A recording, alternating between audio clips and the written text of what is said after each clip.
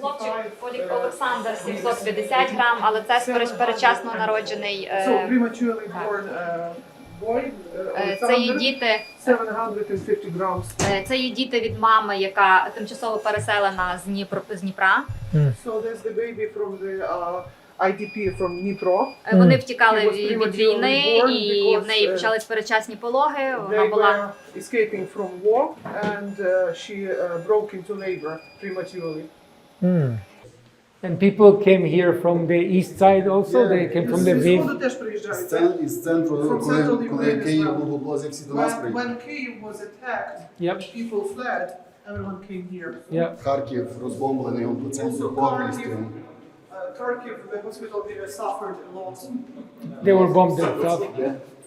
We embarked on a mission, which is bringing people together, continuing to help everywhere. And that's why we're here. We're here to first help, with the little that we can do to help.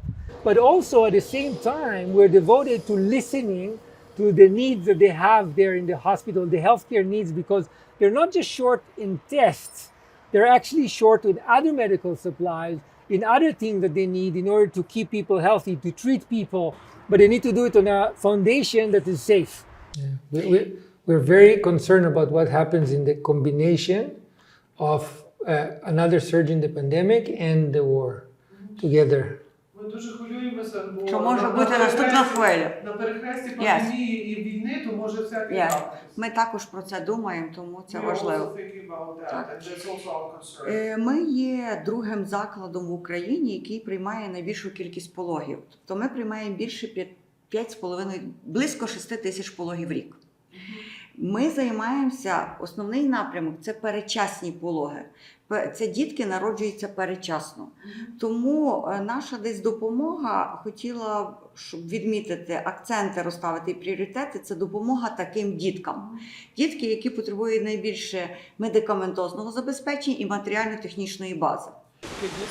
2 тижні до війни ми відкрили центр трансплантації кісткового мозку, але, на жаль, ми ще нічого не But зробили. unfortunately we only opened it, but then the invasion started. Так, звичайно, ми коли є серед персоналу якісь ознаки захворювання, ми так само обстежували, так, але більше в нас через обмежені можливості в тестуванні ми їх відправляли до сімейних лікарів. So we have rapid, at-home rapid tests that you can do in 10 minutes. We have two folds, right? So one of them is a test, right? So we have coronavirus tests, and particularly what we're interested is to keep your staff safe. When everybody's busy with the war and busy with other things, nobody has time to deal with COVID. But what I really wanted to do is come here and learn from you what are some other needs that you have in health related to equipment, related to services, related to devices. Because what we want to do is go back. We have a lot of friends that have companies and we want to help, but they don't know how.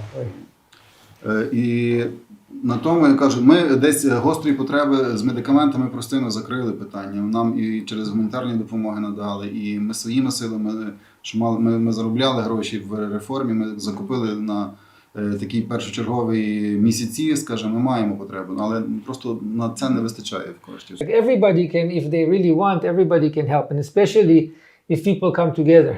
If we are happy to make the effort to turn around and provide it to you. Будемо святкувати. Супер.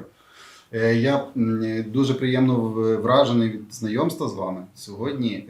Для мене ви людина, яка навіть не будучи американським урядом, який може дуже багато в світі, ви лідер. І ви лідер, ви ведете за собою. І приведете, вірю, до нас всю світову спільноту, яка нас підтримує, і ми захистимо свободи в всьому світі. Absolutely. Thank you. Thank you very much. Thank you very much. Thank you. And this is my cell phone. This is my cell Так, phone це number. мій телефон мобільний. Yeah, you can ping me on WhatsApp Там WhatsApp, if on WhatsApp or something like that. Так. You can anytime, and yeah, I'm looking forward to stay in touch. Thank you so Будемо much. з вами Thank на you. зв'язку. Thank you very much. Yeah, and we'll be back. We'll be back Ми with more people. повернемося. Круто. Absolutely. Дуже Excellent. дякую. Thank you Вражений. so much. Дуже- I'm дуже deeply зігріває нас, impressed, так. and it's so supporting, and it enables us to move forward. Amazing. We will continue. Thank Ми you. продовжимо це робити. Дякую. Right, they are different. They have different needs from different perspectives, which was very beautiful because then you get the full picture of what's really needed. Because like if everybody would say, I need just this medication or I just need that medication, that would be one thing. What I think that like the beautiful thing about it was some people needed in the IT. One guy actually said, I need training. Like what we're trying to do is really understand what are some of the needs that you have here and elsewhere, but particularly in this department. I'm very, very passionate about bringing some more healthcare companies with us together next time and provide to you help, because you're doing such an important work for these moms that are in such a huge stress. Yeah, and we want to also keep you safe, because we brought also with us some tests. You not only the babies are safe and the moms are safe, but also you guys that are taking care of them, the staff and the doctors and the amazing people that are really saving lives every single day are safe as well. COVID right now. Yeah, we want to help. We'll do everything that we can to help. No, thank you for what you're doing. Thank Вам you. дуже дякуємо. Ми хочемо допомогти. Ми зробимо все залежне від нас, щоб Дякую. допомогти. Okay, great. Yeah. Thank you very much. Thank you. What I'm excited about most is to see hope here in Lviv, to see in the midst of this chaos, in the midst of this unnecessary war and destruction, I also see the hope in this lumber, because there's hope for construction. It's already just days after this missile fell here and created all this agony and death and unnecessary destruction. We already are seeing that people are ready to rebuild. They're ready to come back. They're hoping and they want to do good. And we're inspired by that. The last few days in Ukraine made me think a lot about three contrasts, right? That I think that embody the time that we're spending here. The first one is the balance between giving and taking. The second one is the balance between construction and distraction. Third one is the balance between fear and hope. And I think they come together in a very powerful way. And I think that starting with giving and taking, right? So there's a war that somebody's waging on Ukraine here from the north, it's about coming and taking away something from people that just live their life and want to create things and have kids and have a life, and I think that's all about taking something from somebody else. And we came here to give. We came here to help. We came here to do something very, very important. And it feels so much better to be in a place when you are a giver rather than a taker.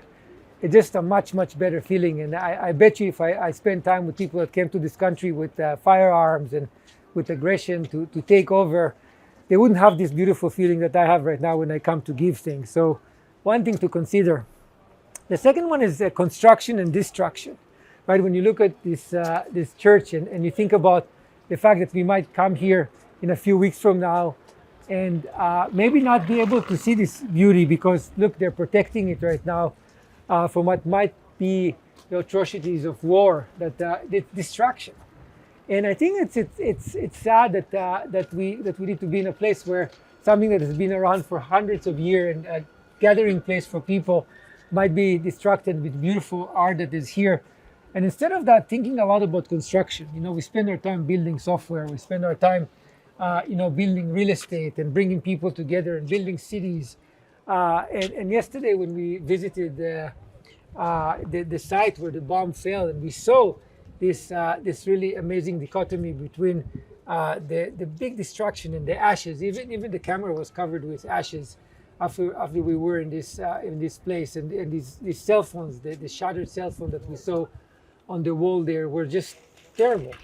And then on the other hand, the lumber, the new, fresh, white lumber that was ready to rebuild the thing again. And I really felt that this thing, that the dichotomy there between destruction on the one hand that's devastating and construction that is really what needs to happen was very profound. And that brings me to the last point, which is the balance between fear and hope.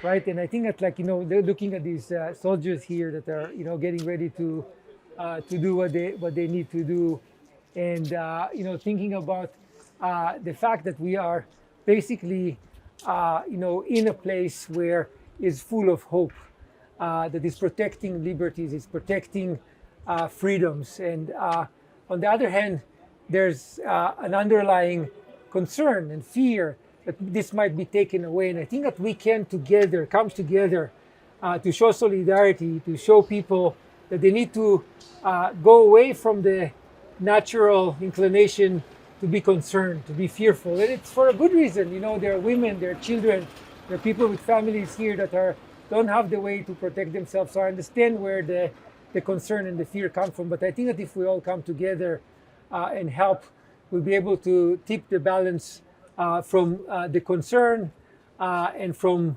the fear to something that is much bigger, that is hope. And I'm really hopeful that we can bring more people with us together on the healthcare side of the equation. We're here to heal. But there's unlimited amount that you can do with human hope. Yeah. And I think that's really powerful. Like if you unleash this human hope, because what we're doing is just helping a little bit to unleash this superpower of human hope, and it's in everybody. And when it comes together, it's just incredible.